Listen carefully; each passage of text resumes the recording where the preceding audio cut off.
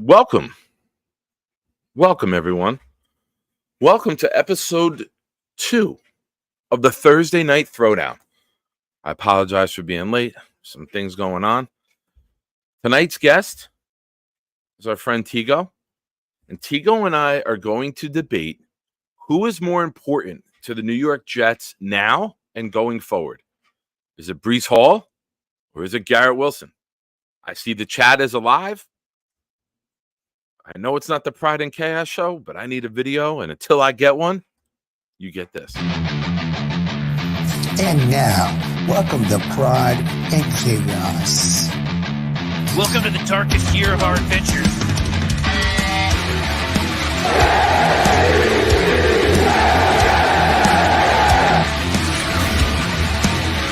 Oh, yeah!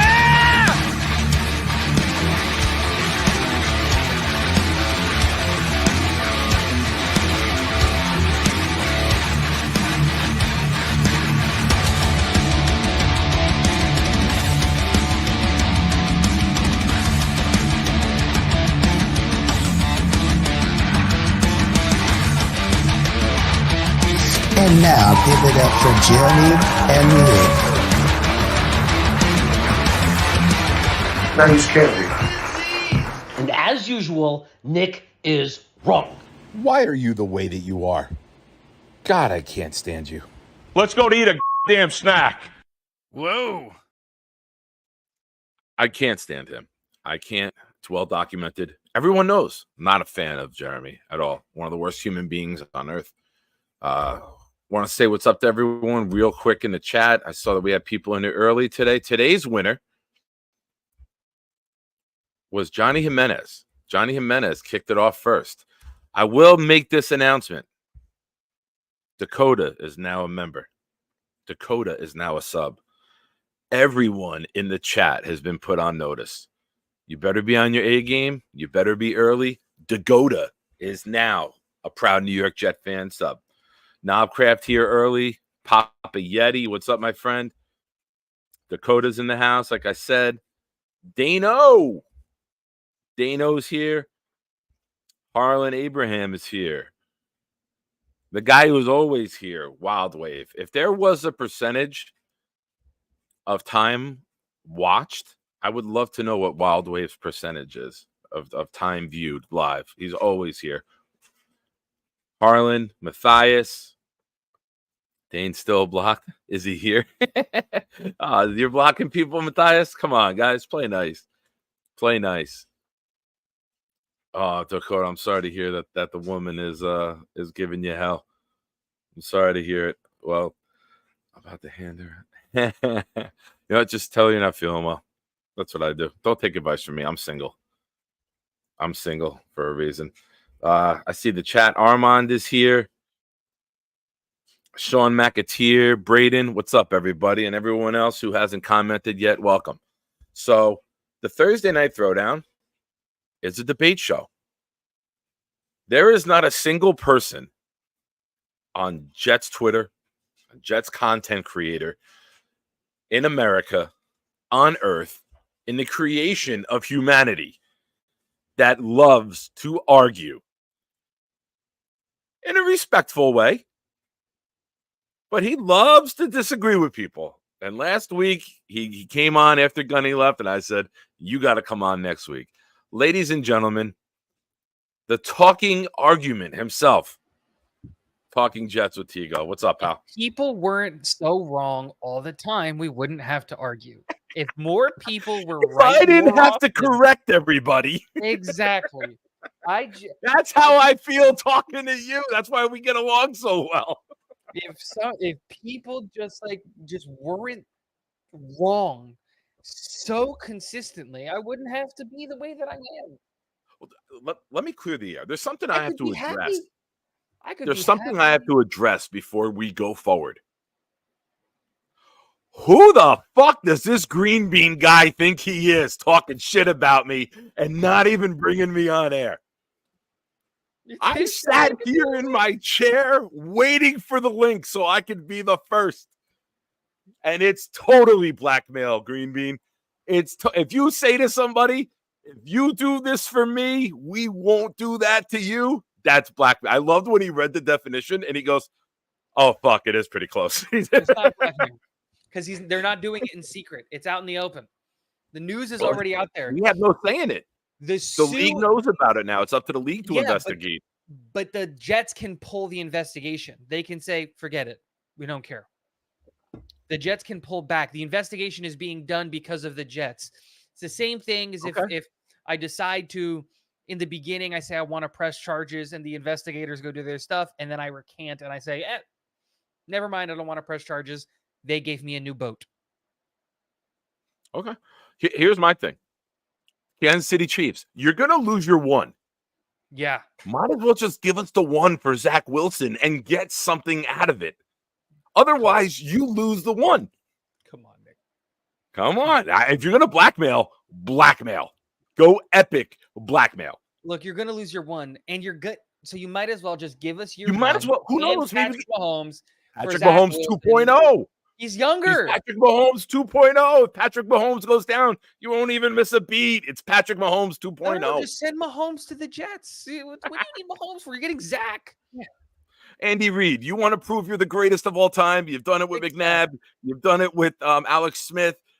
You've had a great record with him. You've won Super Bowls with Mahomes. You want to go down as the undisputed greatest of all time?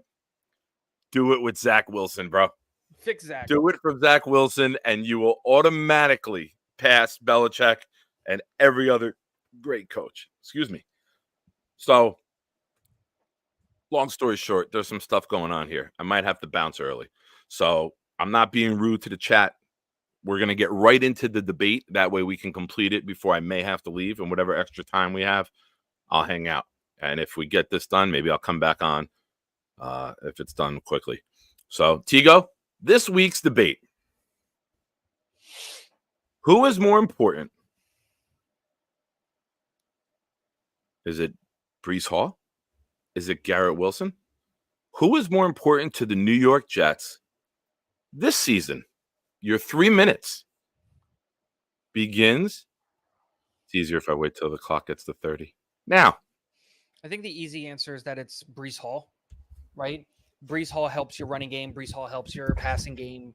Breece Hall takes pressure off of your quarterback. Breece Hall does a whole lot. And when you take into consideration the fact that we're probably not going to be extending Breece Hall, so you want to use and abuse him like as much as you can in the short term, Breece Hall is a more valuable asset this coming year. This is not me trying to hate on Garrett Wilson, but we've seen what this offense looks like without Breece Hall, and it just doesn't work. Just doesn't work, period. And, of course, that was Zach Wilson and everything like that, but Aaron Rodgers is going to elevate the entire wide receiver room, right? And so that's why I say I think the offense is Breece Hall. Having a good running game is the best support a quarterback can have. And so, again, in the short term, it's Breece Hall, right? That does not mean that I would keep Breece Hall over Garrett. It's the exact opposite. We'll get to that. That's part two of the argument. Argue this year. Garrett, but this year, Breece Hall, especially with Aaron Rodgers and his Achilles and stuff like that, in this first couple of games, man, Breece Hall should be getting 30 to 35 carries, 40 touches a game, just because of just use and abuse the kid. He is the workhorse, and like the entire offense last year ran through him. We wouldn't have won 7 games if it wasn't for Breece Hall. And It's an entirely new offensive line. Let's make everybody's job easier, and let's just have a kick-ass run game, and that's what Breece Hall provides. And for the first time ever, Tigo did not use his full allotted time. I think that's the trick. To get you to give you a time limit, you will not use it. It's just I like this. I think I just cracked the code. I cracked the code you didn't even know you had. I could keep going. It's just okay. The New York Jets are going to look. I'll wait a few seconds here. I'll start my time here at the 10-minute mark, so it's easy. The New York Jets are going to look completely different than anything we've ever seen on offense in 2024. Here's the difference. Number 8 should be able to complete a drive. Number 8 should be able to play a game. Number 8 should be able to play the entire season. Now, what does that mean? What does that mean for the offense and the components of it? Garrett Wilson. You want to know what it's going to look like? Go look at the Giant preseason game where we drove down the field and he fed the ball to Garrett Wilson 4 times in a row. It was an 8-yard hook. It was a fade up the sideline. It was a quick throw because the cornerback was 8 yards off the line. There's going to be times where Rodgers, even if the whole team thinks it's a run, throws it immediately to Wilson just to get him the ball. And if he can make a move, he can make something happen. What does that mean for Breece Hall?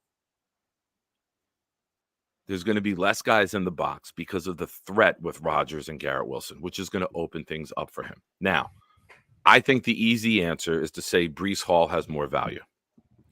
But with Aaron Rodgers being healthy, I think Garrett Wilson will open things up for Breece because as exciting and as explosive as Breece Hall is, and I'm not shitting on Breece Hall. To me, he's a top 3 skill guy in the NFL out of the backfield. It's McCaffrey, and then you can debate that Hall as second. But I think he's top 3.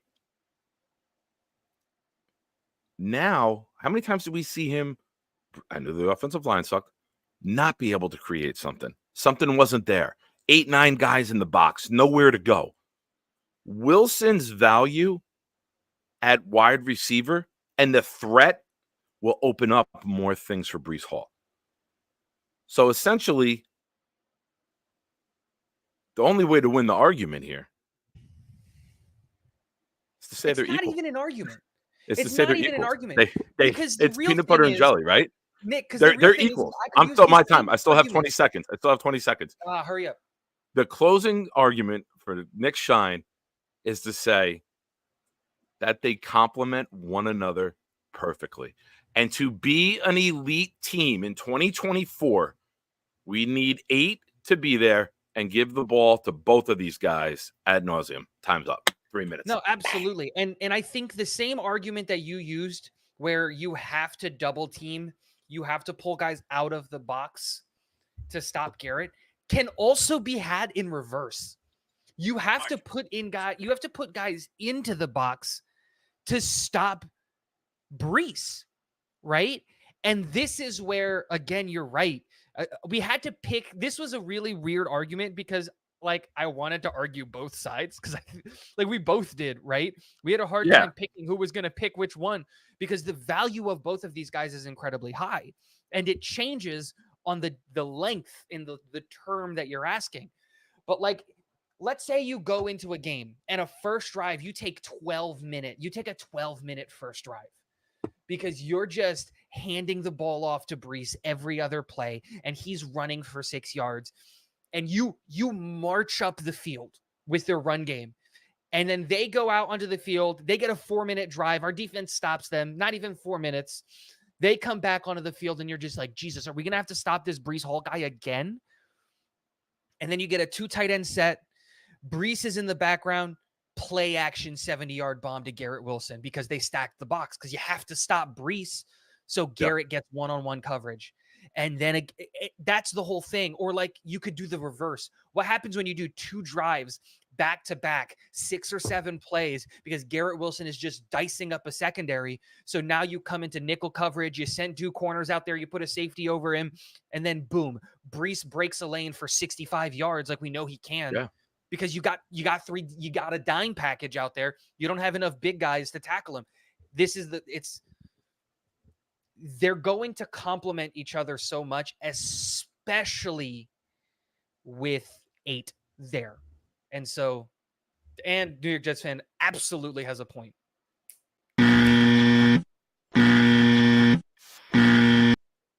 Oh, the fucking loop is on. So,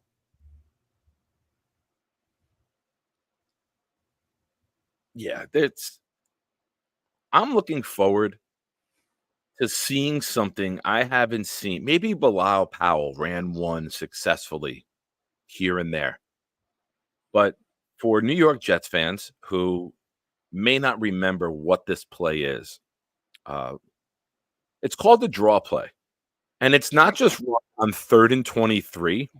Sometimes throughout the game, it's run successfully because the threat of the pass makes everybody drop, and then you can hand it off to somebody like Brees Hall, who can then just beat one linebacker and go.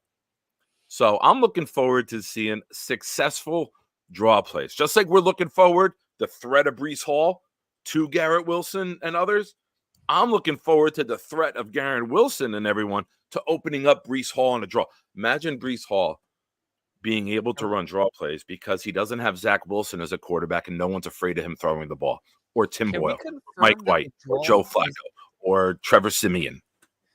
Can we confirm that the draw is even in the playbook? Oh, Jesus Christ, Ablab. I did not ask for you to come here. I'm just happy that I'm doing shows on the regular. And Ablab, I've seen you do this elsewhere, and I am very appreciative of you. Ablab says, gang, what's up, fellas? I think I know Tigo's answer, but do you think in this quarterback talent-rich draft we will get a late-round development QB for beyond Rodgers? As we know, most GMs believe in grabbing QBs until they get one. Thoughts? I think we take one with one of our fours if we keep both fours.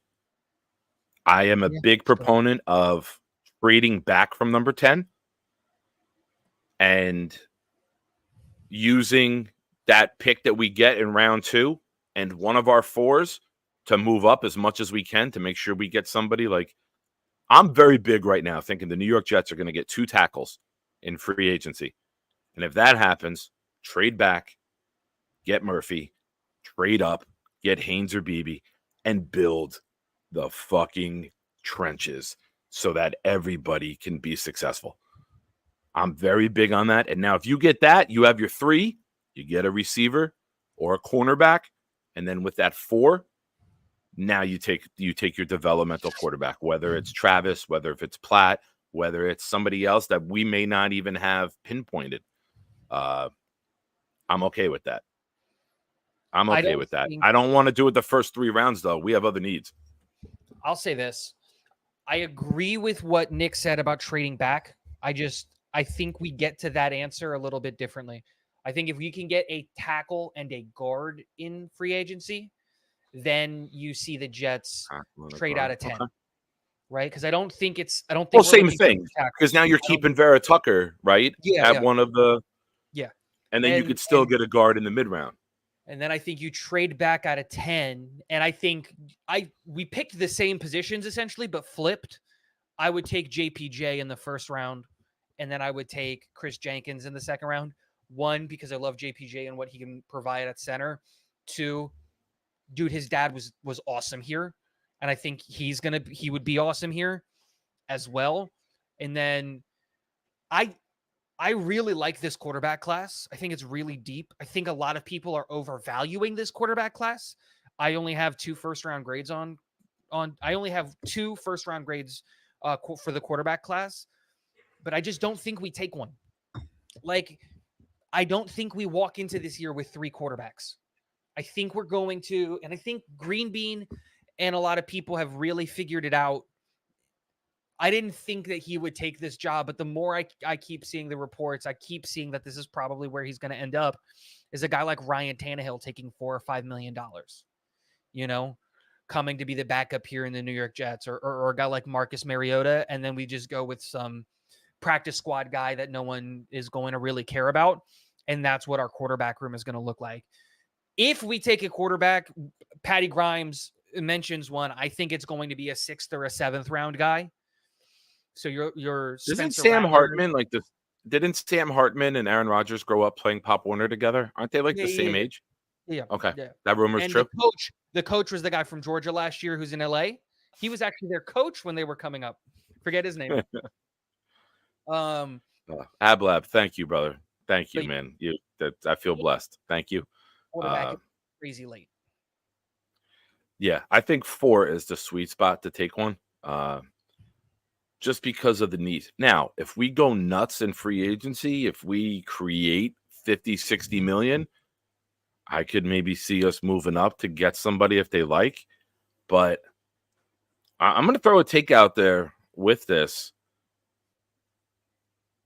Every one of us thoroughly believes, and Tigo, you and I disagree. I almost get upset when I see you arguing with Green Bean because I'm like, that's what I'm supposed to do with Tigo. You're stealing what I do, Bean.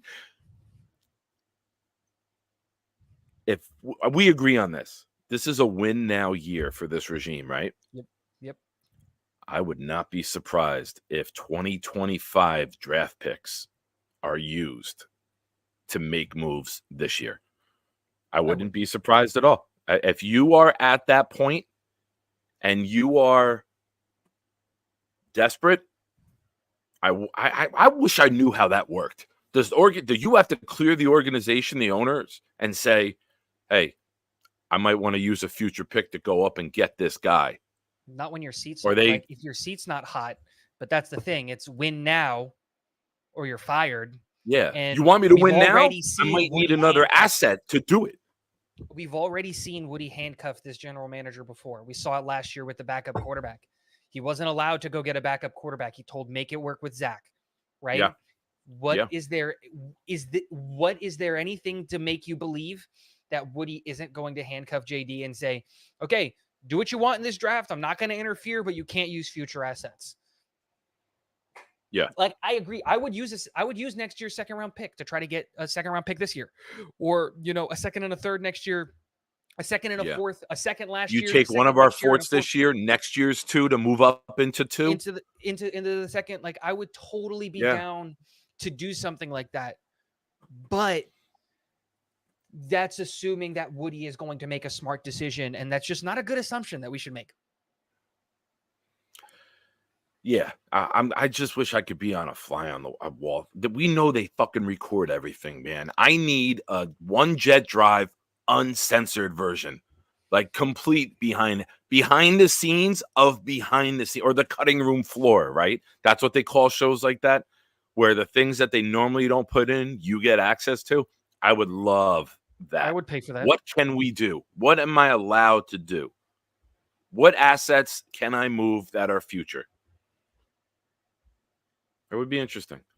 But I think we get an Ablab. I'll add to this. And thank you again, man. I'll add this.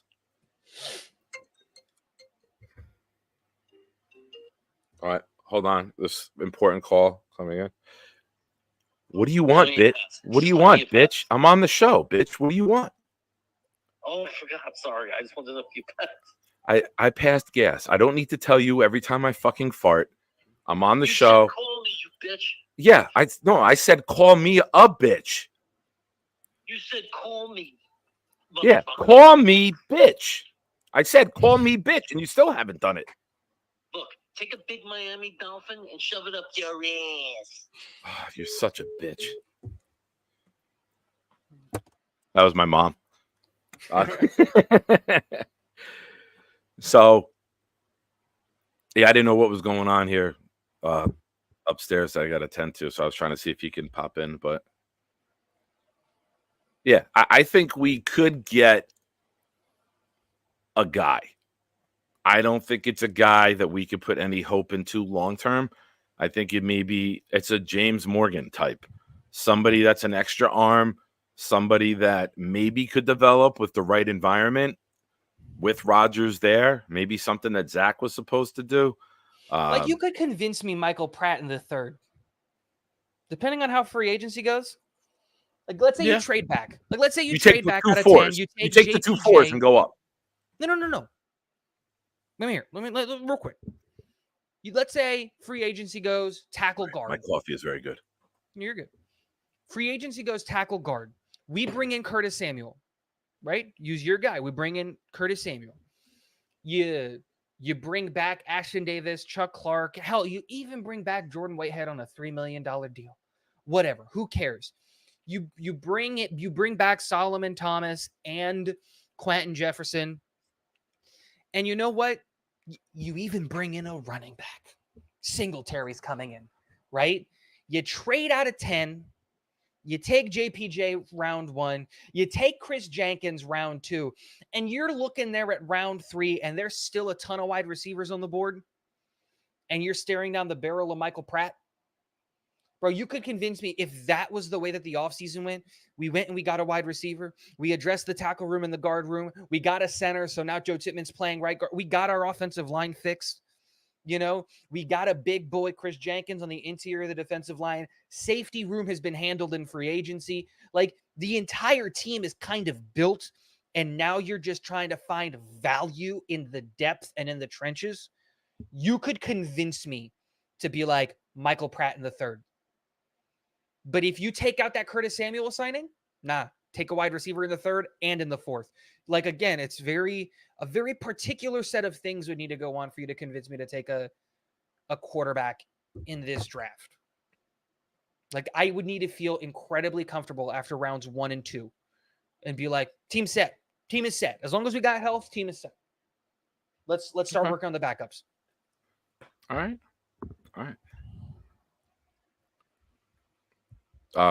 Ablab, again, I am very, very humbled. Thank you, pal. Thank you very much.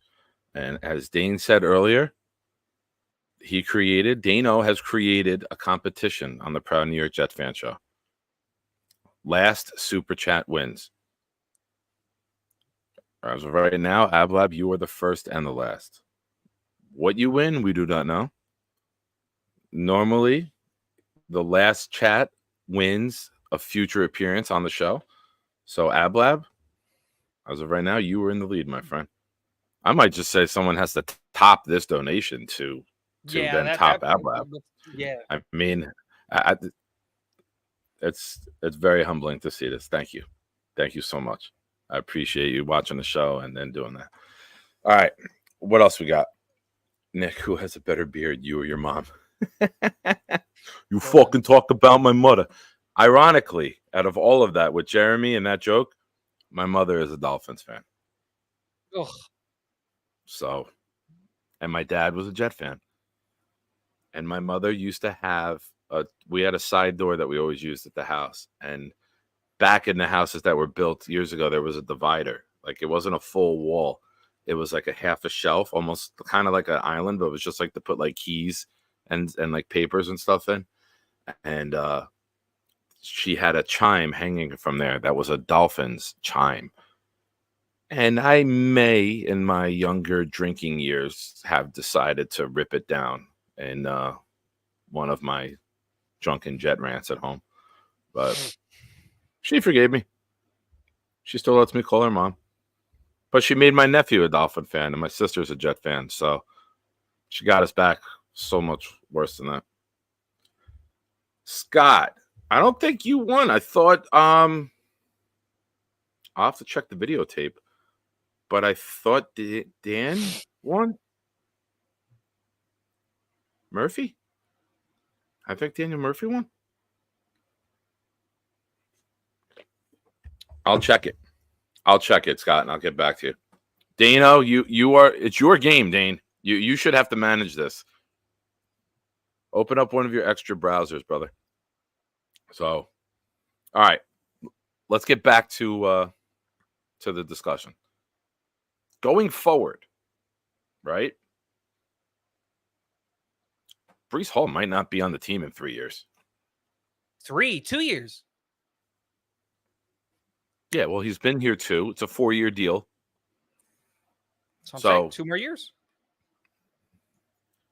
It's very plausible. You see, at that point, could be post Rodgers. You could look at them selling off assets for a long-term success. And running backs with an ACL injury, you see it with Saquon Barkley, are not going to get a big second contract. And if Breece goes and has a 2,000-yard year, back-to-back years, as much as people may not like this, you sell high. You absolutely sell him high, and you use those assets to go and get. Now, we might not be a win-now team post-Rodgers. If we need more assets to go get another quarterback to move up in a trade, in the draft, or to just build the team post all in, it's Garrett Wilson. It's why I found the Justin Jefferson.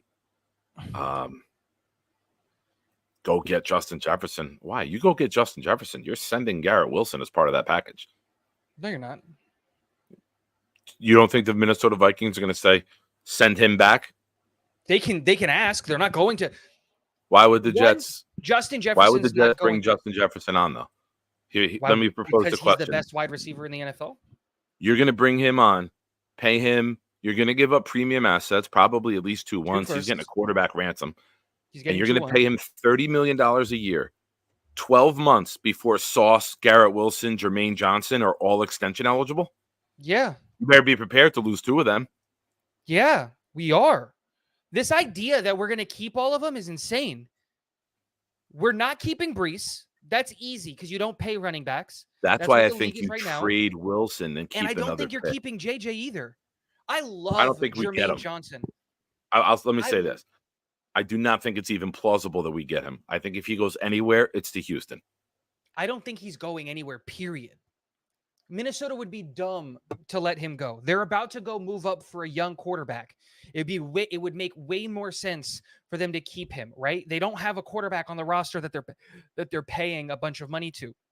They could easily move up, go get a quarterback and do something like that. But like the whole thing is you could easily manipulate the contracts, go trade for Justin Jefferson. You're trading 2 ones, which is going to be salary cap relief because you're not paying rookie salaries in those 5 years. And yes, you can also pay Garrett Wilson and Sauce, which are probably going to be the 2 of the main 4 that we're going to keep. And that's just the reality. It sucks because I love JJ. Like I'm getting a JJ jersey once the new jerseys come out. I love that kid. You want one of Nick's too? But it's the reality of it. You can't keep everybody. True. Ablab, I have a prediction. It's the Chiefs. They're the darlings right now. This is exactly how it's going to go down. After a thorough investigation, we found no proof that there was any communication between the Kansas City Chiefs, their management, their coaches, or players with McCole Hardman. They did not have any engagement with him until he was released by the Jets. Did we release or we traded him? Traded. We traded, right? We didn't cut him. We traded him. We traded him. That's the whole thing. He's already said that there's been tampering. That's not an option. Yeah, but the NFL will be like, no, nothing happened. We don't want to penalize them. But what I'm saying, Nick, is that's not an option for the NFL. He's admitted to tampering. I know that. You know that. Are we something's thinking that the going NFL is going to do something to penalize the Chiefs? Have you seen the fourth quarter when we got the interception? Dude, they don't penalize the Chiefs. They suspended Tom Brady at the height of his powers for 4 games. That's why we got pretty boy Jimmy G getting traded.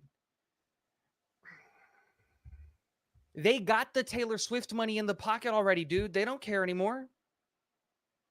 You're right, Scott. I went down a rabbit hole. I apologize. Please don't hold it against me, and please don't take away your subscription. I'm sorry, Scott. You're right. I'll admit when I was wrong. You're right. I don't do that often, Scott. So Tigo knows. I don't say those words often, right, pal? I'm sorry. I've never heard of those in my life. Yeah. I apologized to you once. I got out of line with you one time, and I gave you a sincere apology. Yeah, you did. But that was sincere. I don't like sincere apologies. Those are. I know, and I didn't like doing it. I like sarcastic ones. You know, when you're not actually sorry, that's much better. I know, and that's my MO, like not meaning it. But like we both know you don't mean it. I meant that one. I was out of line. I meant that one. I'll never meet another one though. I used up all your goodwill in that one. Use up the one. That's it. That's it, man. I am going to be such an asshole from here on out. And if I'll have to put an asterisk on the Lombardi. No. Listen, McCole Hardman didn't win them a championship. If Kadarius Toney wasn't a head case and Sky Moore was healthy, Hardman wouldn't have even been activated for the fucking game. I feel like I'm camouflaged because I feel that my beard matches the shirt, matches the seats. Like it's all It's not even a picture of the gray and stadium white. full. Like it's just an empty picture of MetLife. Like, Well, this was, if I get out of the way, it has the legacy Jets at midfield. This was the picture of what the turf would look like when, no, if I do that, how do I get me? I can't do it. But it's the picture that the Jets released with what midfield would look like with the legacy logo on it. But I block it. you cover up the legacy logo. Yeah.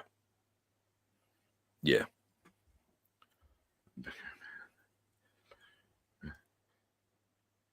Thanks, Nick. I'll watch myself. No problem, Scott.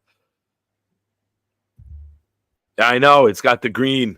It's got the green screen. So when you go to drink it, the green blends. Yeah, it blends in with the green screen.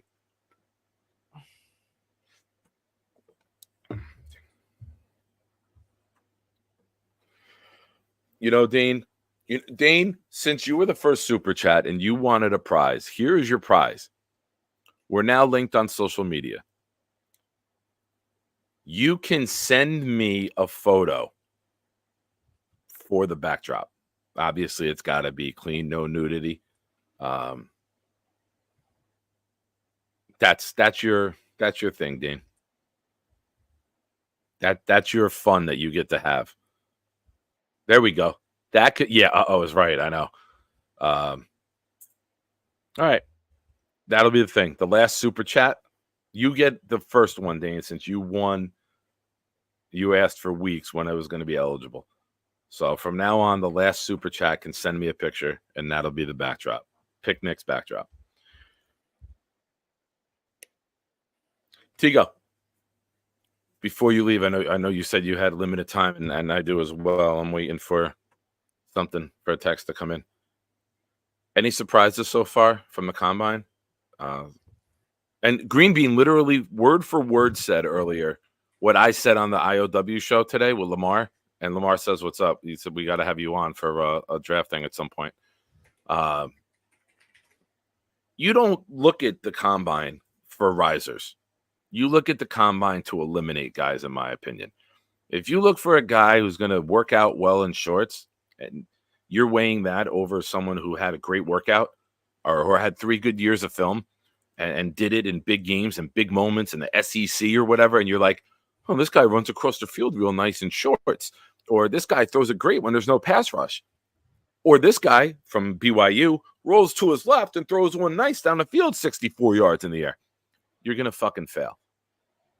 The only time that somebody should move on your board at the combine is in the interview process when they don't show you that they love football, want to commit to football. But that all being, I wanted to get that out because I was watching. I was like, that's word for word what I say. So I feel like, all right, good. I got a good take. Anybody in your mind that you're surprised by, good or bad, so far? Not really. Just because the groups today was the defensive line and then the linebackers, so there wasn't really anything that was super like, oh my gosh. But a couple of standouts are obviously like Brandon Fisk, Mekhi Wingo, Ruka Rohoro, Chris Jenkins are all guys that really performed well today, in their Wild Wave saying Dallas Turner killed it. Yeah, Dallas Turner murdered it, dude. He ran a 4.46. That's faster than some wide receivers. Mm-hmm. He ran a 4.46. Dude, there are wide receivers that are going to be taken in the second round that aren't going to run a 4.46. I know. It's insane what he was able to do. But can I ask you a question? He led everything except for the 10. Yeah, he led in every position. But that's not a guy who's going to climb the boards. A lot of people already had him as the top defensive player going before today. But I do think that what you said, and I think that what Green Bean said is wrong, because there is. You do. there is something about no, because the value of the combine is not the drill at its face value. Mhm. It's what the drill is telling you about certain areas of a player's game. So there's something about a player, like, let's say, who plays offensive tackle, right? And he's done it well for 3 years, but doesn't do, let's say, the best in the 20-yard shuttle. And now you're looking at it and you're going like, does he have the speed to keep up with NFL rushers? Because that matters. There's a correlation there to, you have to find the right balance. Now, I'll say this. If a player was off of your board, the combine should not put the player back on the board, Agreed. right? Yeah. But if there's a player that's on your board, the combine should absolutely move that player up. Because if they Really? come into the combine and have a 10-yard split that's insanely high, that's showing explosiveness, right? I don't care about your 40 time as an edge rusher. Yeah, but if you're if showing your 10-yard explosiveness, that should split- be on film already, right? But it's not always. How a player is being asked to play matters. This is why a guy, for example, like Taj Washington, he's a wide receiver out of USC. You know what he was asked to do his entire time at USC? Run Go straight vertical. as fast as you can. Yeah. And he did that incredibly well. So his 10-yard split and his 40-yard dash are going to be exceptional because that's what he did for 3 to 4 years. But if he comes out there and does a 3-cone drill, that's insane. What does that tell you about him? Oh, he wasn't asked to run routes and that he he didn't ask to be cutting and doing all these motions really quickly, but he can do it. He just wasn't asked to do it at USC. And there's where I say by it. It's like, there are certain things that can tell you something about a player that maybe you didn't see in college because they weren't asked to do that. A great example of that was Will McDonald in his final year was asked to play over the tackle instead of a wide 9 where he should be. Yeah. And so when you see him at the combine and his 10-yard split is insane and his 40-yard dash is awesome and his vertical and his broad jump and his 3-cone, and he just grades out as this insane athlete, you're like, okay, so Iowa messed up. Like, Iowa State messed up. They didn't use him properly. This kid's a crazy athlete. And when he played in the position that he played, which was out of position, he showed how good of an athlete he was. So there is immense value to the combine, but it shouldn't be like, oh, this guy's off my board. And then it's just like, oh, he ran a really nice 40-yard dash. He's going to be put back on my board. You don't do that. You have to already like a player, and the combine should be to either reconfirm things that you already know about a player or to figure out things about a player that you didn't know. Well, Yeti, we're glad that you didn't shoot yourself. Watching kind of know you guys do it. They're all 0.09 seconds apart. They run in underwear. It's awkward. I'm good till the draft. Yeah. There's some things that are Sean agreeing with Tigo. The icing on top of the combine stats are the meetings. That is equal. Yeah, that's where you know what Joe Douglas always says.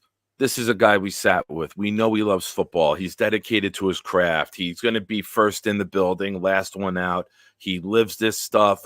That's where you can say, okay, we like him here on the field. Now he checks this box. This is where you could say, we like him on the field. He's good in the meeting room. Okay, the medical doesn't check out. This is where you start to look at guys and say, okay, can't do it with the medical. Doesn't commit to football. Just wants what football can give to him, right? Like you heard Douglas say that a dozen times, almost every year we see here multiple times. But it's a sorting out process, right? I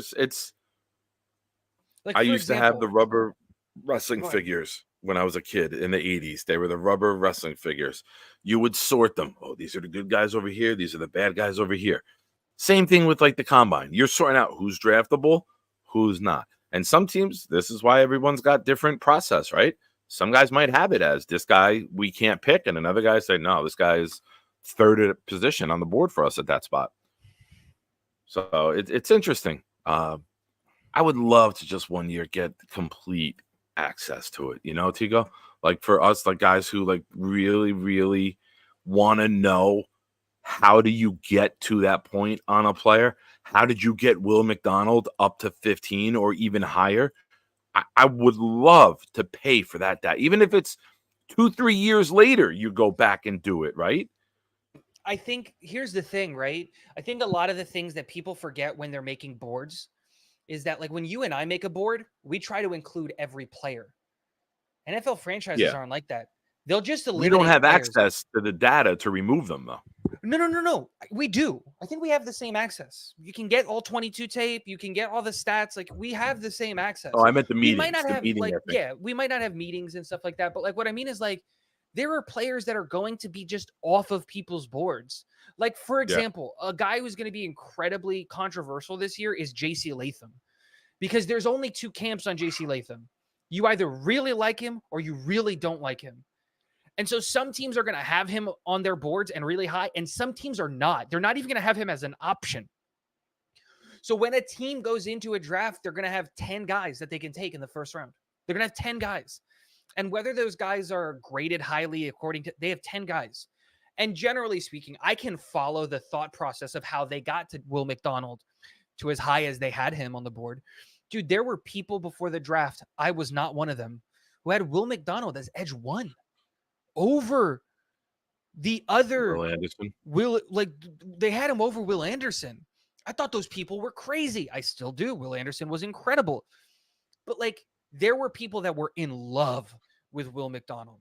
And so you do something like that. But what I did want to mention really quickly is, like, Chop Robinson was a guy that was going to be on a lot of people's boards already. And he fell down draft boards because he was considered like a first round pick for a lot of this process. Yeah. But he went out into the combine. He tested in the top 2 of every single test that he did, except for the vertical jump. That's it. Every 40-yard dash, he ran a 4.48. 10-yard split, he had a 1.54. Broad jump, he jumped 10 feet 8 inches. No one did the 3-cone drill. The 20-yard shuttle, he came in second with 4.25. Like, you see all these things, you see him on tape, and it confirms. Dude is a crazy athlete. We're going to bank on his athleticism. He shot up people's boards because you can't teach that level of athleticism. Yeah. You can. You have everyone technique. there? Or you just have him right now? I have everybody. You can ask anything. How did Verse do? In what? Just in general? Yeah, like overall. Like, I don't know if there's an Verse- overall ranking. No, they don't do that kind of stuff. They did run he ran a 4.58, which was good for 4th in the 40-yard dash.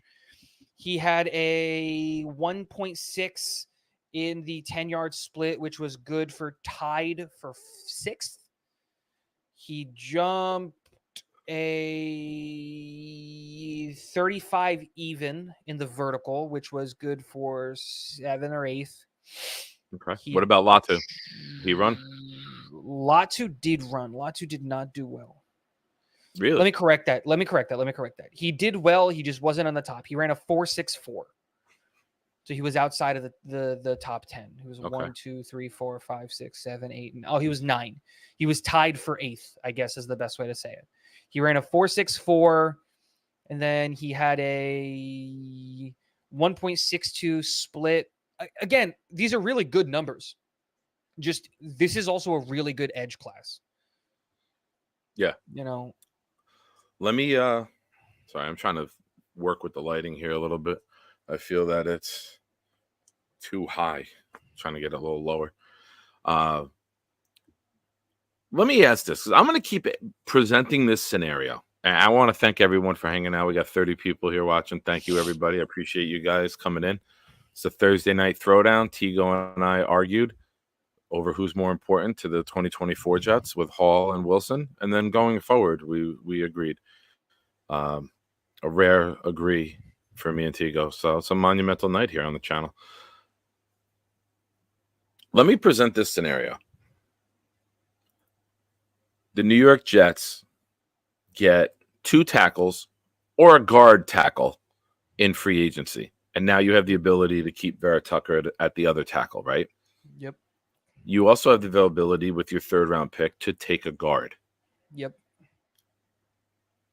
Say we get a Curtis Samuel on top of that, right? Yep. So we get a receiver. We get a receiver. We get 2 Yep. starting linemen. Yep.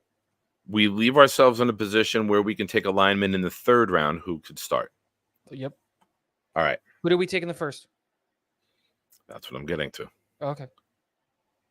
Can you imagine a defense with a Dallas Turner and Jermaine Johnson and those motors pursuing everyone in the run game, in the pass game? Just for argument's discussion, I'll throw Dallas Turner out there because it's someone that I like.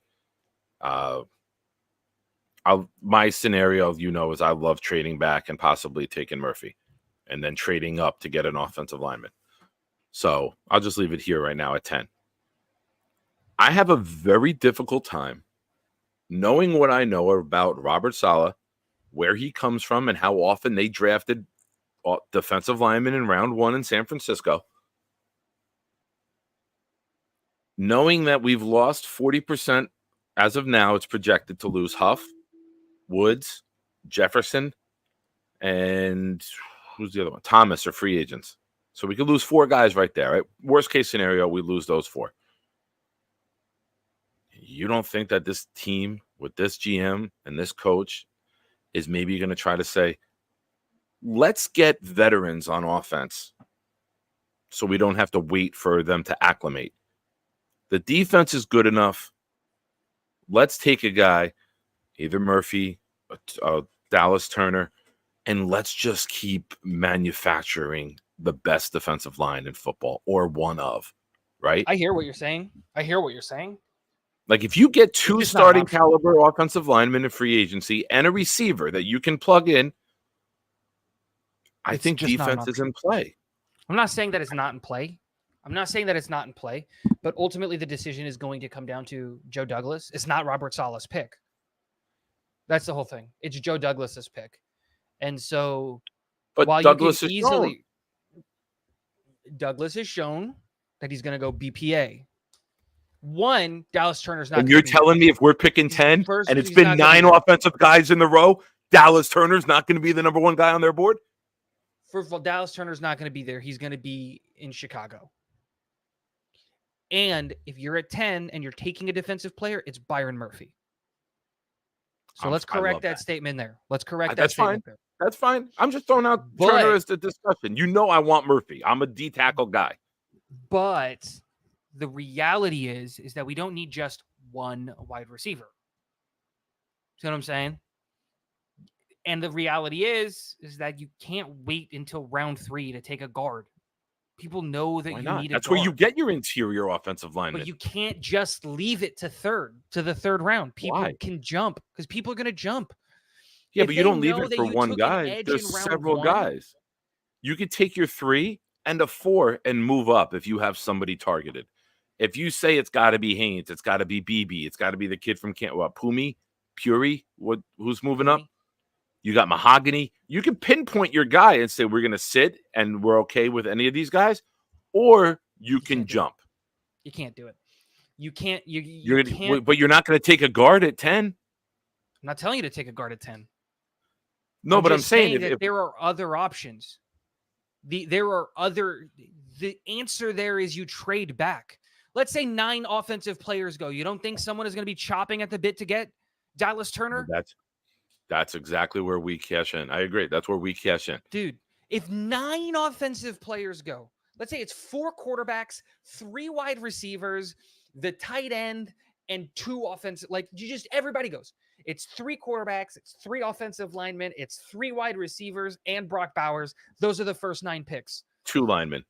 It would be 3, 3, 2, and 1 would be 9. Whatever. They all go. You don't think someone is, oh my God, Dallas Turner is available at 10. The Jets don't need a defensive end. Oh my God. Let's see what you have to sell that pick. If that's the way that the board with that 100%. Falls, you have to take whatever the package 100%. Is. Because you cannot take a defensive player in the first round this year. I get what you're saying, that there is, in worst case scenario, we can lose 4 guys in the defensive line. It's more likely going to be 2. Al Woods is going to retire and we're not going to bring Bryce Huff back, right? But you just can't make that pick. You have to trade back. And to answer the thing that you were saying, let's say you can't trade back, I would take Jackson Powers Johnson at 10. That's the Okay. right move. Okay. I love Dallas Turner. I love Byron Murphy. Can you imagine the Florida State boys on either side of this defensive line flying? Because I Yeah. have Verse as my edge one. I love Jared Verse. Can you Yeah. imagine these mofos flying off the edge on 2nd and 10? It would just be insane. And I'm not saying that I'm not in love with that idea. But in a year where it's win now, you cannot make the pick for the future, because the reality is that Dallas Turner, who is insanely he's really, really good, would not start over Jermaine Johnson or Jonathan Franklin Myers. So you're taking a guy in the top 10 to be the primary backup for the edge position, because you would put Will McDonald as the primary backup on Jermaine's side, But and you would let's put add to Dallas that. Turner on the primary backup of JFM's side. And then you're just Okay. like, you just can't do that. Let me add this caveat to that. They drafted McDonald knowing they might lose Lawson and Huff. They could draft Turner or anyone else knowing they might lose JFM. There is much more likelihood that you're going to re-sign JFM. That contract is not that bad, and he is an exceptionally good player for the contract that he's playing for the Jets. People don't like it because JFM doesn't get the sexy stats, but JFM has been nothing but solid for this he's lunch defensive pail. line. He's lunch pail.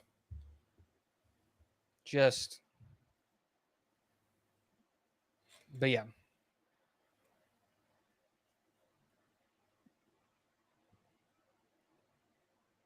We need O-line. Sean, we do need O-line. But there are many teams in the NFL that do not have first-round offensive linemen all over the Yeah, joint. I don't think you need to take with your first Green Bay didn't have one first-round offensive lineman on that line this year. I don't think you can find. I know Jets Kansas fans City think has it one. has to be a first-round pick. Becton was a first-round pick. So does Kansas City have a first-rounder on their offensive line? No. Well, they got rid of the kid from Baltimore, right? Who's the kid from Baltimore that they got? Tooney. Smith was fifth. Humphrey was the 3. Smith. Taylor. Yeah, they don't have a single first-round pick. No. The Packers, another playoff team that went deep, did not. So Humphrey Jets fans have created this notion in their head. We need to have a first-round pick. No, we just need the guys that we select as starting caliber players to be healthy. Because we were 4-3 and 5-2 the last 2 seasons with the worst quarterback play in football until we got the injury 3 and beyond on the line.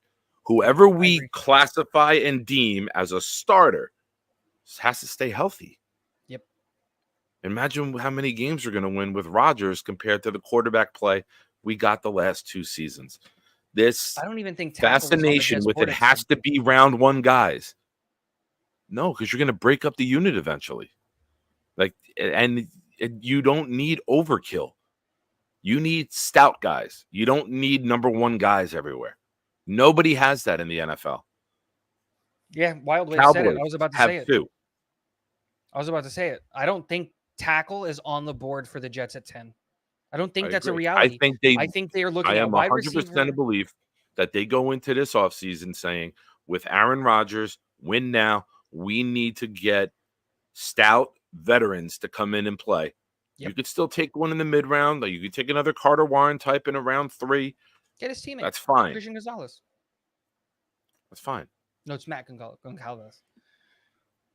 But yeah, I don't think pick 10 is I don't think O-line is on the board for pick 10. AVT has been told he's going to be playing tackle.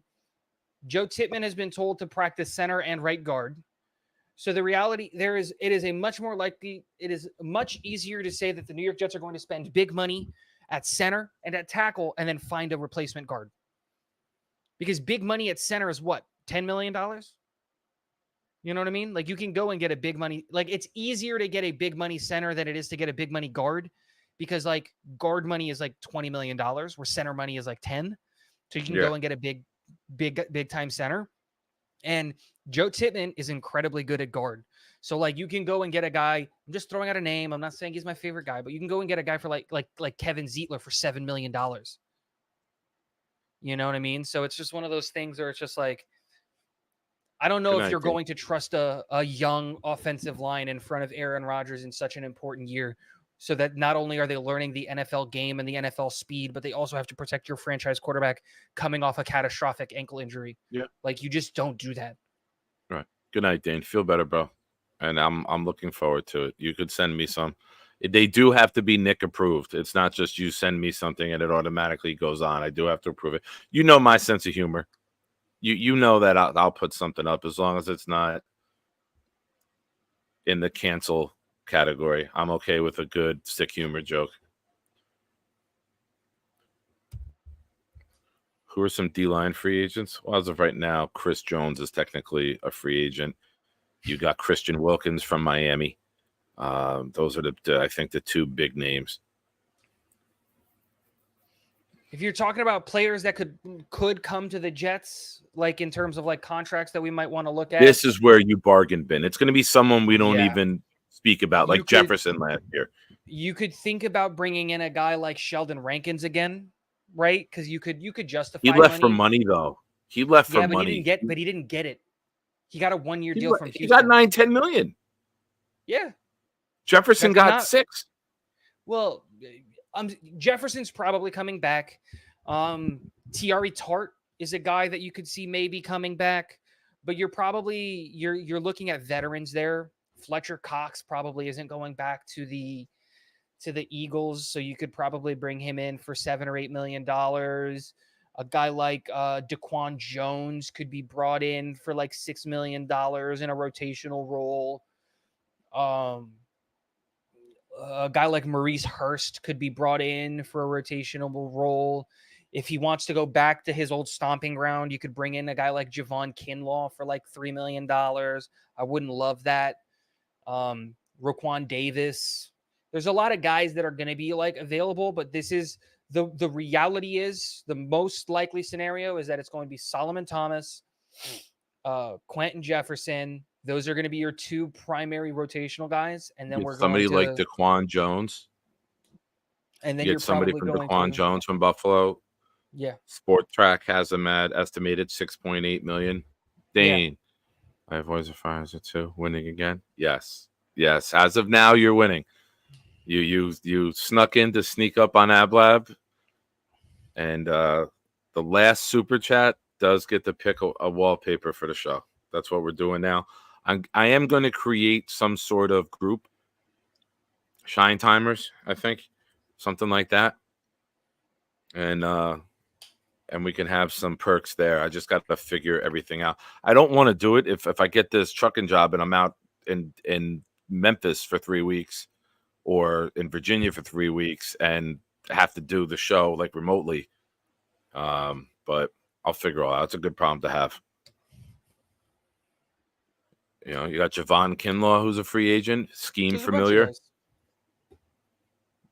There's a ton of like things that you can do, and then you could even say I don't think we get a big name for D-line like we saw with Woods and Jefferson. You're going to get guys that do a certain thing well, and with the other guys that we have around them, can win their one-on-ones and create. This is going to be the Tanzel Smart year, where he's probably going to be the fourth guy. You know, that's the whole thing. So, wild wave. If Neighbors, I don't think Neighbors gets to 10, but god damn, doesn't make it past. If the Giants don't take Neighbors, they need to sell the franchise. Just shut it down. If Neighbors is on the board and they take literally anything else that isn't Joe Alt, you sell the franchise.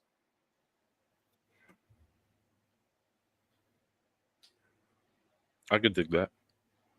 Like, you just sell the whole franchise. It's just so, it'd be so dumb. Yeah. Definitely. Billy, SBC, what's up, bro? Thanks for popping in. Robinson, Bakhtiari at backup, Fuaga at right, Warren at right. Bakhtiari's I'm not mad at that, but money.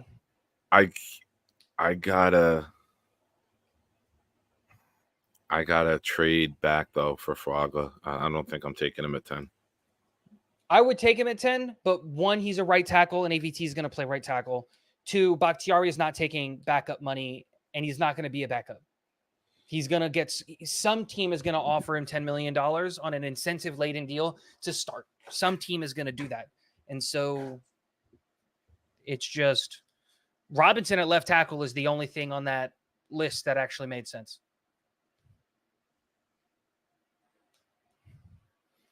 Oh, and Scott Foster. I love me some Brian Thomas Jr. Brian Thomas Jr. is a stud. If you could trade back and let's say JPJ's off the board. Didn't you you're have staring him at down the number barrel- 3 above Odunze a No. couple months ago? No. You've had him Odunze, locked in. my then top 4? 3 has been locked in. My top 3 is Okay. MHJ, Neighbors, Odunze, and they're real close. But he was like 6, and he went to 5, and now I think he's solidified himself at 4. Okay. All right. I dig it.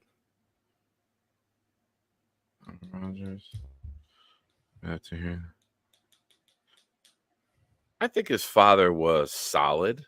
I don't think his dad. I don't think Brian Thomas, DN number 99 and 58, was awful. I mean, it was a small school pick. I think what was it, University of Alabama Birmingham, right? UAB. He was from. Don't know. I don't know whose dad is. Sorry. It was before your time. He was defensive. I think he was on the playoff teams. Brian Thomas. If it was when I was a kid, I could not name you a defensive player that wasn't Darrell Revis when I was a kid. Really? Yeah, I was an offense guy. I could probably name most of those offensive players if I wasn't exhausted. But yeah, went to college in Birmingham, Alabama. Yeah, he was on the team. He got drafted in 2002. So he was on the 2004 playoff team, the 2006 playoff team. 9-10, 33.5 sacks for his career. He was a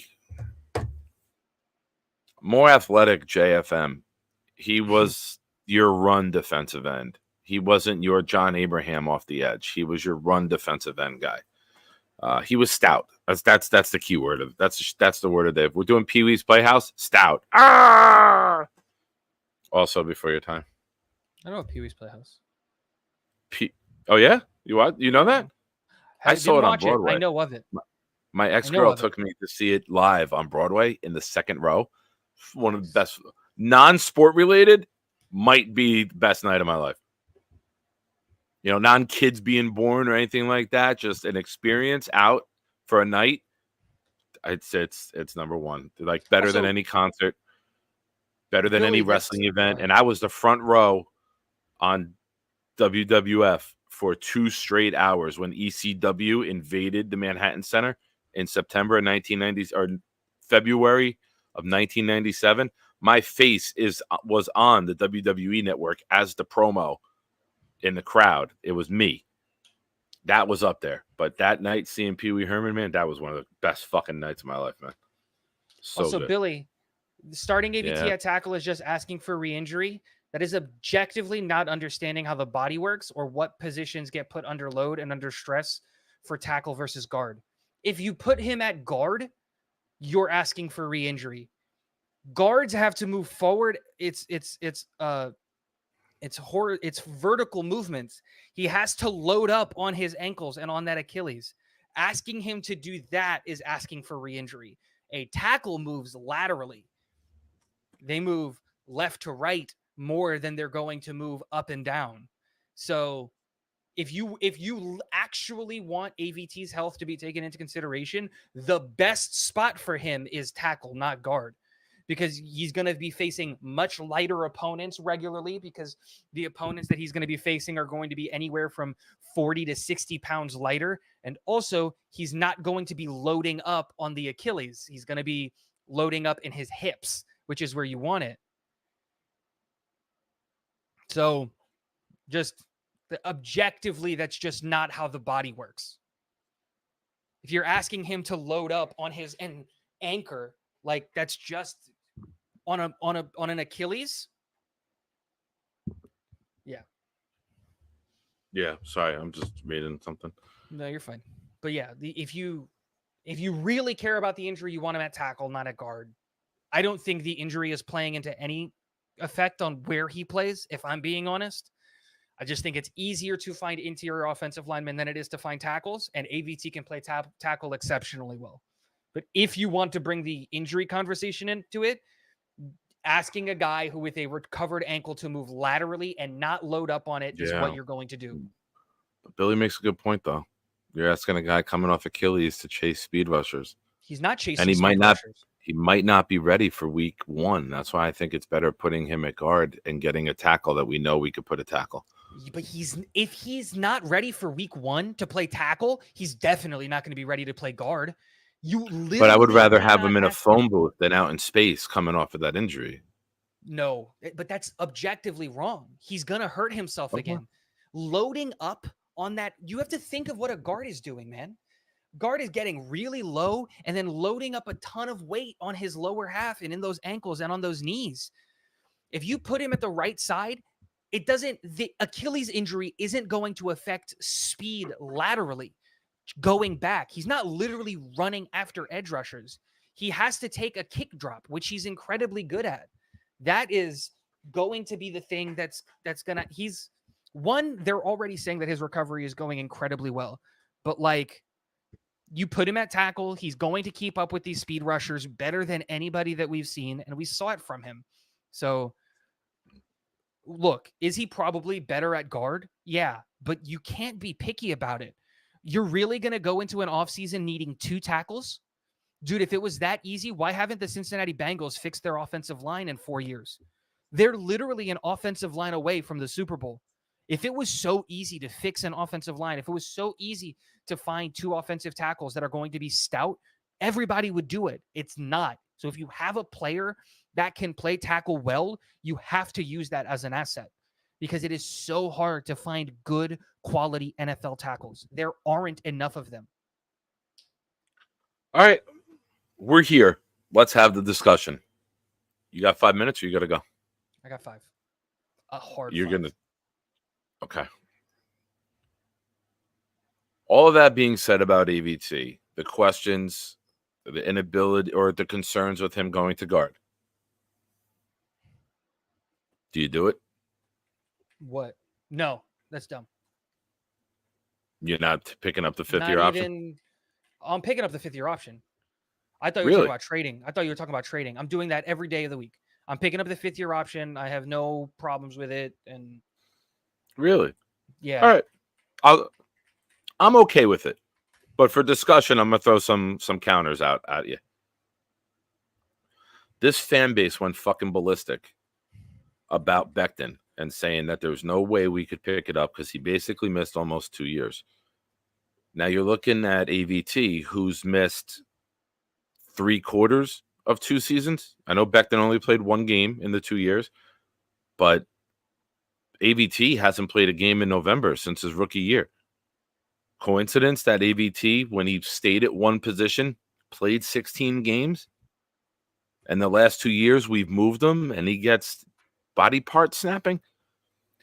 I don't know if I can pick up the 5th-year option. I have no problem with the player. I think he says all the right things. I think he's a great part of the locker room. But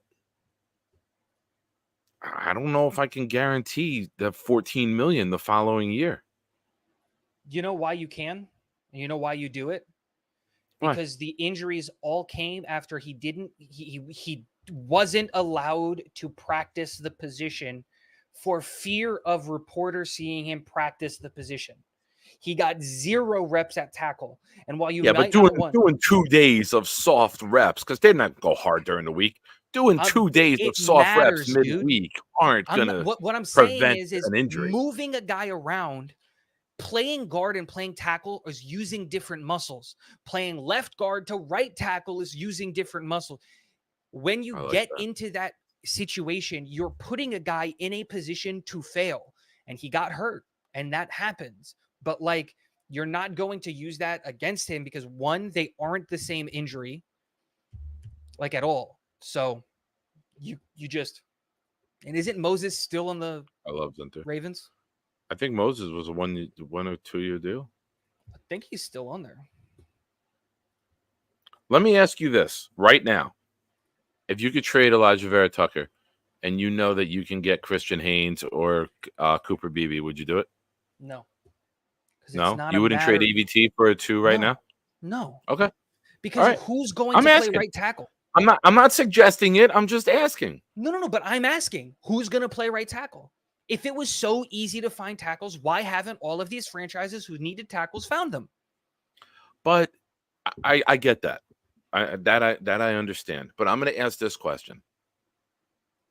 We drafted him to be a guard. I think we're doing a disservice to him by trying to move him to tackle. I know he played tackle in the pros. Every fucking team had him projected to be an all-pro type of guard. Why are we asking him to be a mid-level tackle? I want to He's see this not a guy mid-level going tackle. into a contract year, play the position he was drafted to play, and see how elite he can fucking be. Because he's I not a don't mid-level want to tackle, play Nick. musical chairs with him, though. But they've already I said feel that they're that not going to do some that. other team is going to take him because he'll get fucking hurt again playing tackle, and then they're going to say, "Oh, you know what? You were drafted to be a guard. We're going to do what that dumb fuck organization never did the right way. We're going to play you where you were meant to be, and we're going to fucking see him all pro after all pro after all pro." But what you're sticking onto the buzzword. Everybody has these buzzwords, right? It's the same thing that's happening with what's his name in Atlanta, the tight end that's really a wide receiver. Oh, generational tight end, and people still and people still hang on to that. And because the buzzword for AVT was all pro guard, where he would just be an average tackle, that message has stuck. If you look at the stats, he's played better at tackle than he played at guard. And if you look at the tape, the same thing backs that up. He has less pressures given up, like in terms of a percentage. He has better pass blocking reps. He has better everything at tackle. They never gave the kid a shot at tackle. And within good reason. The arms are a legitimate concern, but you're not going to say that there's no such thing as guys with short arms working in the NFL, because you know what? There is I didn't say examples of that. generational about AVT, did I? Did I say generational? No. I think we were talking when I said the thing about Kyle Pitts. Oh, I think all right. people stick onto the buzzword way too often. And I agreed with that evaluation of him. I thought with his arm length and with his level of play, he would be better at guard. And he came in and he played guard incredibly well. But when we asked him to play tackle, he outperformed the expectation. And Correct. the critical position is tackle, not guard. So if you have a player that can fill the critical position on your roster, who on tape and the stats both show that he can play at an insanely high level, and you're not putting him on the blind side. I'm not putting him at left. That's the key. I'm putting him at right so that if he loses a rep, Aaron Rodgers can see it, right? That is a much easier thing to do, because you know what the Jets have been able to do in free agency? Find guards. In the COVID year, we found Laurent Duvernay-Tardif. Post-COVID year, we found Nate Herbig off of a practice squad. And we were all talking about re-signing him until he got $10 million from the Steelers. You can find guards. You can't find tackles. And if you need to find two, you're throwing the season away. Okay. I'll counter it with this. I would rather put guys at the position that they can be at their best at than to put a guy at a position that he's not as good at, just to me, it's just to do it. It's before free agency. It's not October where now you got to make the move. That I get. In season, I get. But what makes you say I he's don't not wanna, as good? What has he shown that he's not as good at tackle? I think he's better at guard. I think his pass block win rate was better. It isn't. None of the stats are better I at just guard than they watched are the at video tackle. I just watched the video with Ryan and Greenbean, and I think you were with Greenbean when Ryan put the stats up. And then Ryan said if you take away the 2 games at right tackle, he was better at right tackle. No. He put a comment on your guys' show. I know the comment. He said if you take away the 2 games at guard where he gave up 8 pressures total, he's better at guard. I thought I thought the comment was at tackle. You can go pull it up. I know it says guard. All right. Okay. So that's the thing. AVT played better at tackle than he did at guard with 0 practice and 0 prep to get those those muscles working. Imagine an entire offseason where all he's going to work on is getting better at tackle. That's the whole thing. He hasn't, but the first season he wasn't asked to play tackle. He played guard and he played 16 games the first season, and that was the first season of 6. That was the last season of 16 games, right? We've had 2 years of 17 games. He didn't play all games. He played 16 games his rookie season. I just looked at it the other day. He had 16 games, 16 game starts. Papa Yeti, what's 27 minutes? It was 17 games. He came in. So he missed one 17. game. He missed one 17. game as a rookie. Because we had the week 6 bye and it was 18 weeks. So again, look, the whole point isn't, I'm not sitting here trying to argue whatever. The thing is that what people are asking to do does not compute. You cannot find a left tackle and a right tackle in the same offseason. It's just an incredibly hard thing to do. And that's the thing. And if this is true, Billy, you want him at tackle because you're just taking what you're saying is he got hurt playing tackle, and you're not looking at anything deeper than that. You have to look at the injuries. The first injury was a torn pec. That doesn't matter, right? That's not going to, if he's playing guard, tackle, a torn pec, that's not going to affect him. Why'd you point to your tricep when you said pec? Pointed right there. That's not a tricep. Isn't that tricep? This is a tricep. And then bicep. Isn't the pectoral muscle your chest? You're absolutely right. I pointed at my bicep. He tore his pec. It's not going to affect him. It will. You have to do a bench. Do dumbbell presses. I just look for any chance to get one over on you. So you're right. I'm taking it. If he that's our thing. Busted his Achilles, so then you're going to ask that guy who just busted his Achilles to load up against 360-pound guys regularly, dude. He's going to hurt himself again. That's just science. You cannot ask a guy who's coming off of an Achilles injury to load up on the Achilles rep after rep after rep after rep. It does not make sense. All right. So if you care, let me ask you this. Pause right there. All right. Mm-hmm. I'm gonna take some of the things you said. I'm gonna put together a little puzzle here for you. Bear with me through the whole thing. You said earlier that the Jets have had success finding guards. The doctor, Herbig, they found guys on waivers. They found guys to come in and play guard. They've had more difficulty finding a tackle, right? Wouldn't you rather solidify tackle through free agent or a draft pick with AVT in at guard for this purpose? Hear me out. If he has trouble, if another injury happens, knock on wood, I hope to God it doesn't. Wouldn't you rather have him get injured as guard, where it's easier to find a backup there, than at tackle, where now we're playing someone like Max Mitchell potentially if there's other injuries? No, because likely you're putting him in a position to get injured. At that point, you're putting him in a position to get injured. But you could say this: the football field is a place for him to get injured. Yes, like it's 2 years in a row. But you can. And I love the guy. I love him. I love him. You can. I would take 5 of him on the offensive line. If you could tell me he's healthy, I'll take 5 of him at every. I'll take 1 of him at every position on the offensive line. But if we fucking killed Becton for not being able to be on the field, and we had all these doubts about Becton, I think we need to have the same concerns. Because look at Becton. Knee. It was the same knee and back to back. But the injury concerns were, we're worried about what he can do against speed rushers off of a leg injury. And this year, all of us who said it were right. He had trouble with it. But Nick, you're not comparing apples to apples. You're comparing apples to fucking dragon fruits. I'm comparing guys with leg injuries trying to come back and block speed rush. If I'm a team going against Elijah Vera Tucker and he's at tackle, I'm going my fucking best wide 9 until he shows he can get to it. AVT has shown that he can handle a wide 9. After an Achilles injury, don't dismiss that. They're not the same. The Achilles injury should not affect. This is a big should not. But the Achilles injury should not affect his kick step. The knee will. The knee, it's a different injury. You're talking about a twice repaired knee. That's the difference. Nate, you mean me or Tigo?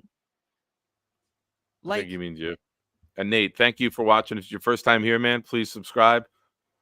I hope you're having a good time.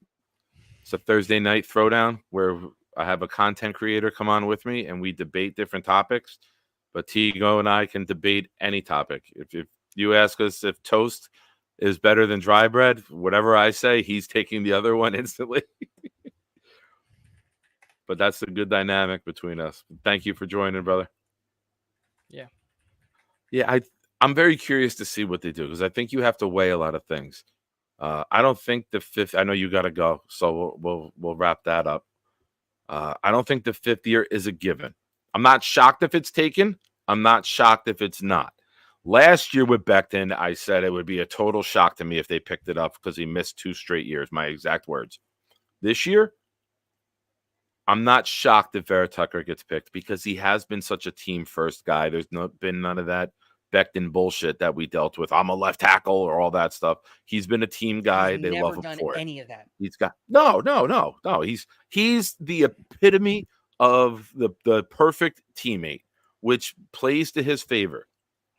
I just think that you can argue that the Jets have mismanaged him and have done him a disservice by using his strength, his flexibility, positional flexibility against him. And I think it's hurt him.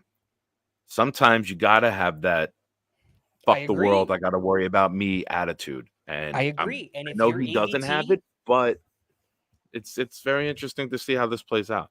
I think it's one of those things that he's on the roster. Where he will be on the roster, I think we won't have a clear-cut picture to until after the draft. I think we'll know. We'll you go get a guard like Haynes or Beebe, he's tackle. You go get Fuanga, he's guard. I think we'll know. You get Tyler Guyton, he's guard. I don't think so. What? I think Tyler Guyton backs up. I think Tyler Guyton would play for a year while you play a guy with a veteran that you bring in. Okay. Again, we won't know until leading up to the draft. Getting up to the draft is what will happen, and we'll know. But like my whole thing is, it's easier to find guards and a tackle than it is to find 2 tackles. And if you're in a win now year, you have to take the path of least resistance. You know what I mean? I would don't get me wrong. I would love to go get Cam Robinson and then Talise Fuaga and then, insert the Hunt from Miami. And now your offensive line is AVT, Cam Robinson, AVT, Joe Tittman, Hunt, and Fuaga. But if you do that, you're sacrificing other areas of the team and you're loading, at that point, your defensive line has gone to shit. You know what I mean? You're not getting a second round pick. What are you going to do at wide receiver? Because you don't have all that. The salary cap is real. And that's where I go and I say, that's why I don't think the Jets pick at 10. The biggest thing is if you're banking on your right tackle being there at 10, I don't think the Jets are picking at 10. You can't. You need a second round pick. You need another third round pick. Because the reality is that the offensive line is not the biggest area of need. The biggest area of need is health. If our offensive line doesn't get hurt last year, we probably win 12 games. If Aaron Rodgers doesn't get hurt last year, we probably win 12 games. Even with the 13 different offensive line combinations. Agreed. I can name the 5. Yeah, and you don't need the best offensive line in football to win games. You just need the guys that you select as starters to remain healthy. That's it. Like the Kansas City Chiefs, remember that they were not playing with Joe Thuney when they won because he was hurt. They had a very, very, very, very, very, very mediocre offensive line. You know who was considered the best pass blocking line in the NFL last year, according to PFF? The Miami Dolphins. Wow. Did anybody think that they were going to do anything in the playoffs? But a lot of that is Tua getting the ball out of his hands quickly, right? And making them look totally better than they are because it's all about getting the ball out quick there. And Aaron Rodgers is going to do that. He's going to get the ball out of his hands quick. Dude, Dallas lost to the Green Bay Packers. They had the second best pass blocking offensive line in the NFL. The Detroit Lions had the fifth. So, like, again, you don't need the best offensive line in the end. You just need top 15 and Aaron Rodgers to be healthy. That's it. That is a more realistic plan. You need health and you just need average. You don't need murderers at every position. You need average. And you know what? You can get to average. And that's what I think people need to look at. The Houston Texans had a bottom 16 offensive line. And they went 10-7 with a rookie quarterback. Quarterbacks matter more than the offensive line does. That's the whole point. You know, that's the whole point. And I'm sorry, it wasn't the Miamis. They had the highest pass, not pass blocking. The best pass blocking team in the NFL was the Philadelphia Eagles. And then the Minnesota Vikings, and then the Atlanta Falcons, and then the Baltimore Ravens, and then the Denver Broncos. Those were your top five. Like, dude, did any outside of the Philadelphia Eagles who fell apart at the end of the year, did you think any of those teams were going to win the Super Bowl? Maybe some people actually believed in the Ravens. I never did. But like, Denver went 8-9 with the fifth best offensive line in football. Like the fifth best pass blocking offensive line in football. You don't need this elite unit to go and win the Super Bowl at the offensive line. We've seen that time and time again. Respectively, that's not true. Respectfully, we had Tittman at guard, McGovern at center, Mitchell at right tackle in the Denver game, and we were running the ball like crazy. Brees had his best running game of the year with Max Mitchell out there. It's just we got to the point where so many injuries took place, so many guys were out of position, guys playing who weren't at training camp, and it was just injury after injury after injury. So I just hope the only thing I want to be the Buffalo Bills with was this past year. I don't think any of their starters missed a game. Deion Dawkins got hurt in the one game, got his arm taped up, and came back in. You know, the guy with the infamous man boobs, him. He got his wrist taped up. And I want to say this, respect to Deion Dawkins, because if you're making it a man boob summer, I'm participating. Thank you. Very funny side note. Deion Dawkins I'm from Woodbridge, New Jersey, went to Colonial High School. Rahway is the next town over. I'm friends with Deion Dawkins' uncle, Sean. So it's funny that's the one talking shit to the Jets because his uncle Sean is a Jet fan. but yeah. So it's kind of funny. I think people are discounting the value that a quarterback provides to the offensive line. Aaron Rodgers is going to get the ball out incredibly quickly. He's going to unless it's a 5-yard into Garrett Wilson on the first drive of the season. Of course, right? But like again, every other time. It's just you just need guys to be like if you can get an average talent on the O-line, if you can get top 15 talent on the O-line, because that's average. It's average in the NFL. It's top 15, top 16, top 16 because there's 32 teams. The quarterback will do the rest. If you can get it's a domino effect of positivity, right? If you can get the 16th best offensive lineman at every single one of their positions, which is a lot to ask, right? But if you can get the 16th best left tackle, 16th best left guard, blah, blah, blah, blah, blah, blah, blah, and then you throw Aaron Rodgers into that, Aaron Rodgers is going to he's going to elevate that offensive line because he's going to get the ball out quickly. You know what else helps an offensive line? A good running back. And we have one of the best. And so again, it doesn't have to be the best offensive line in football because like the Lions had the best offensive line in football, but they don't have the quarterback. So they're not really going to win anything anytime soon. Yeah. We just need the guys that we label our starters to stay healthy. That's But Wildwave, they didn't have the great interior offensive line in the Super Bowl. The great interior offensive line is when they had 2/3 Humphrey and Smith, when Humphrey and Smith and Tooney are there. It was just Humphrey and Smith. And to go to the San Francisco point, San Francisco had the best run blocking offensive line in all of football last year. That's because Trent Williams counts as two human beings. I don't disagree, but I'm just. And I don't know how you're running dive after dive after dive in the Super Bowl, and you're not just tossing it to every time I'm on the right hash, I'm tossing it to the left and letting Trent Williams go take out 3 people. I thought Shanahan so poorly mismanaged that, but that's a different topic. But Indianapolis All right, never brother. had a top 16 offensive line. They had bottom 16 offensive line, and that's why Luck retired. That's why Anthony Richardson got hurt. They didn't get the top offensive line till after they drafted Quentin Nelson. Yeah, And Luck by was that already time it was too retired. late. Yeah. Luck was retired. When they had that line, they had the right tackle from, I think, Notre Dame, who retired. They had the center, who's no longer there. They had Quentin Nelson. That 2018, 2019, I think they had one of the top lines if you look that up. But that was right when the August that Luck retired was the year that they ended up with the great line. Yeah. And that was because they threw a bunch of things to try to make the great line to convince them. But they were one of the worst offensive lines in all of football. They weren't average. Those Colts teams weren't average O-lines. They were bad O-lines. So, yeah. I'm not trying to say that, like, obviously invest in the offensive line, but there are other needs at this football. Like, I think people don't understand how much we need a wide receiver too. Like, we really need a wide receiver too. Like that, like you can't have. And Allen how Lazard much be we need our wide two. receiver. We need our wide receiver 1 to learn how to catch with his hands when it's raining and not always wait for it to get to his body. But that's a different. I'm with you, Wild Rave. Cam Robinson. Cam Robinson or Garrett Bowles, make it happen. I would even trade a 6th-round pick to make it happen. You were going nuts. I think you were on the show. You were in the chat and you came on later. It was a Sunday, last Sunday. Yeah, it was with later. Me and Adam. I found out and you Garrett were Bowles. like, Cam Robinson's getting. I'm like, what?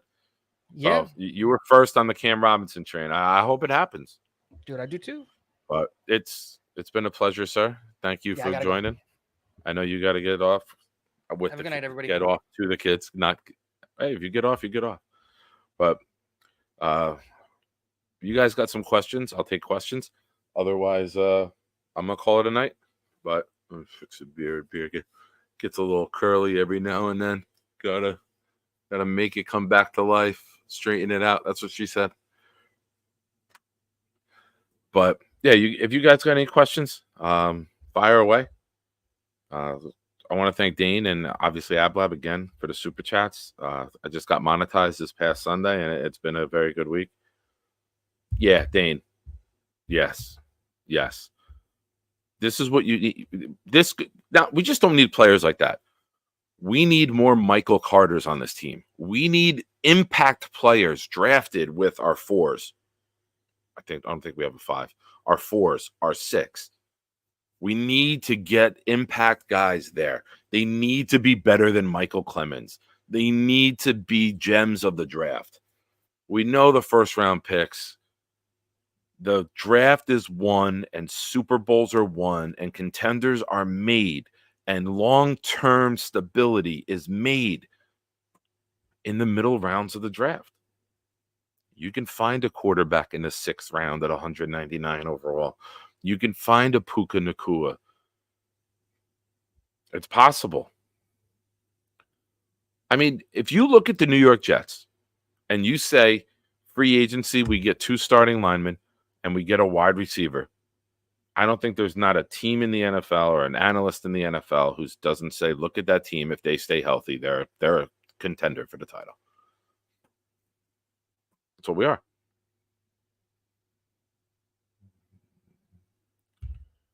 When we had that O-line, I know what happened.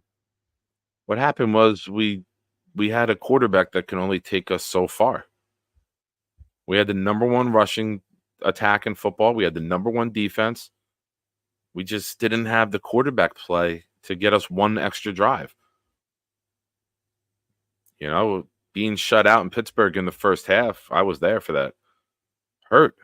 The fact that we even made that a game was that second half in Pittsburgh was one of the most impressive halves ever. And then some fucking knucklehead Antonio Brown, I don't know whatever happened to him, never heard of him again, made that catch on 3rd and 6. But you know, if we build a top 10 line with this defense, with these weapons, with this quarterback, we should be in it at the end and see how it goes.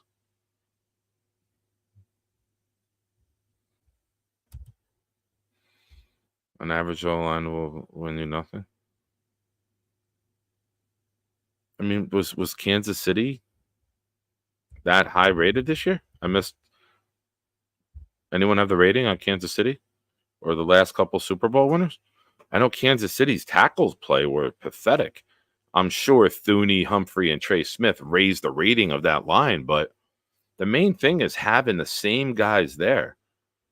You know, guys like Carter Warren, Max Mitchell got to develop into fucking starters. That's how you do well in this league, where you're not living in free agency and you're not trying to find 3 starters every year in free agency. That's what we did for a decade under Idzik and Tannenbaum. It bombed. Thank you, Scott. You motherfucker. Look at you. I like that. Thank you. I appreciate that. Got the jet green eyes. I didn't like the lighting. The lighting was too low, so it was giving like a shadow here. And I was like, oh, I got to show off my eyes more. We gotta make these babies pop. The ladies love them. Let's see if the guys do too. Just for feedback purposes only. Yeah. That's why Tigo's great for a debate show. Literally, it's great for a debate show.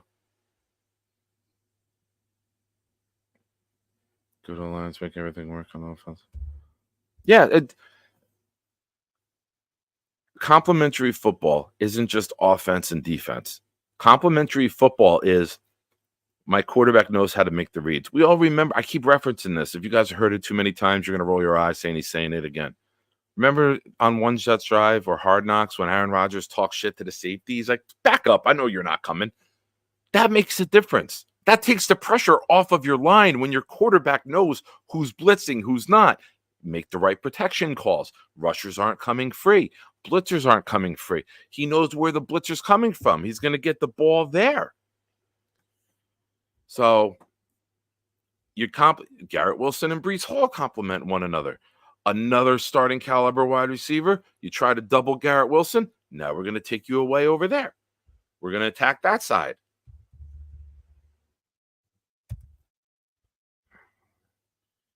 Yeah. I agree, Ablab, so much with this. This might be controversial. I am in favor of keeping Douglas and Salah going forward because I want to get this. I don't want to get somebody else who's going to, if we get rid of Salah, promote Ulbrich. Keep the same defense in place. We're going to bring someone who plays a different scheme, and now we're going to have our defense drop back to 20 because we're trying to build the offense up. I would rather just keep scouting guys the same way. I would keep it the same way. And I just think that if we have quarterback health, you're going to see how good this team really is. Yeah, the run game was amazing. Thomas Jones, LaDainian Tomlinson, Sean Green, Tony Richardson was the running back or the fullback blocking.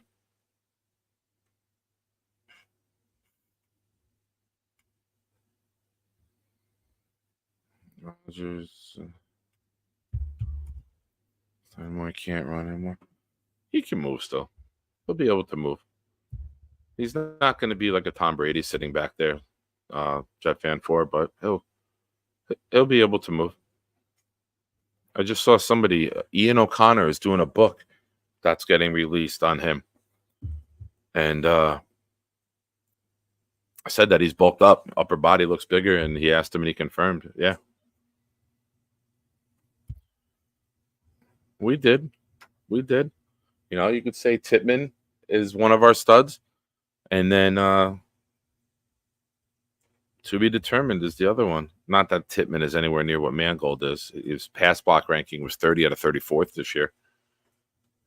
Stay healthy. Yeah, that's the problem. We don't have 2 studs to stay healthy.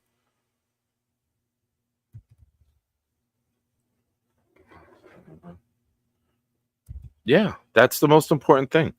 Is we got to have guys, the 5 that we'd say these are the New York Jets starting offensive linemen. We need them to remain healthy. My God, I fucking hate you. I hate you. Why do you exist with your bullshit? I want to be Bam Bam Bigelow with a cool beard. I've seen your beard. Your beard sucks. You shave your beard every 2 weeks because it fucking grows in and it looks like a fucking gay chia pet. No offense to chia pets or gay people. Just Jets chaos. And I want to say goodbye now because he does have control to my show, and he will pop in and end the stream just to fuck with me. So everyone, thank you for watching if he does do that. But I am gonna end the show. I gotta pee. I gotta get up. I gotta use the toilet. Nick's mom's beard is way. Oh, shots to my mom. She's a Dolphin fan. We know Dolphins fans aren't manly. We know Dolphins fans can't grow beards. All they grow is ass hair. I got to, man. I got a time limit of when I got to get off during the week. I got a roommate, so I apologize. The 2-3 o'clock in the morning streams are now over. Yeah, I like the Photoshop. Looks nothing like him. Look at this. I wish I could make this bigger. That's what she said. Look at that. He looks like he works out in the picture. No. He has a tan. No. His face has definition. No. His beard is one color. No. It's like the furthest thing I've ever seen from him. If like I want to get that enlarged and put that on the screen next to him, it's like having a picture of me next to a guy with a picture of 10 toes. It doesn't happen. Johnny, you were first and you were last.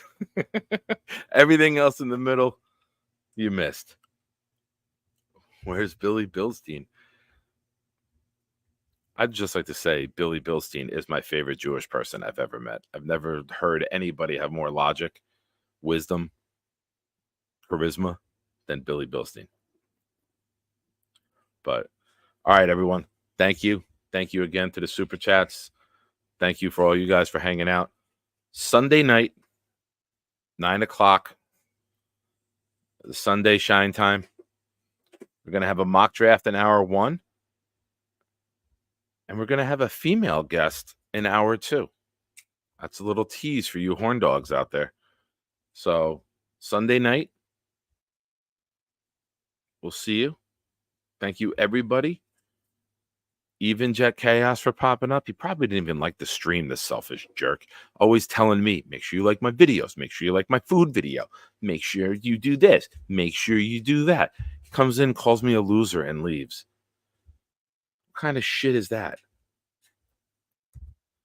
Can you give me a third with that? And did Dano make his appearance? Dano made an appearance. Tigo and I talked about Vera Tucker, what we think about him going forward. Johnny, you can start the video over and watch it. I think it was well worth the watch. And you can text me your feedback. I'll chat with you through text. But ladies and gentlemen, mostly gentlemen, sausage party that this is, I will talk to you gentlemen Sunday night. And remember, there's 2 things I want to tell you. Go to Jets Chaos and comment on all of his videos how much he sucks and how much he wishes he was Nick. And as always, be loud, be proud, New York Jets fans. Go Jets. And now, welcome to Pride and Chaos. Welcome to the darkest year of our adventures.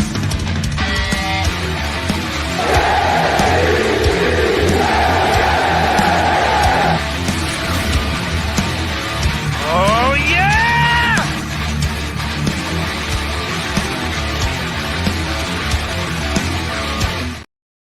And just in case I didn't make it clear, Jeremy sucks. He's the worst.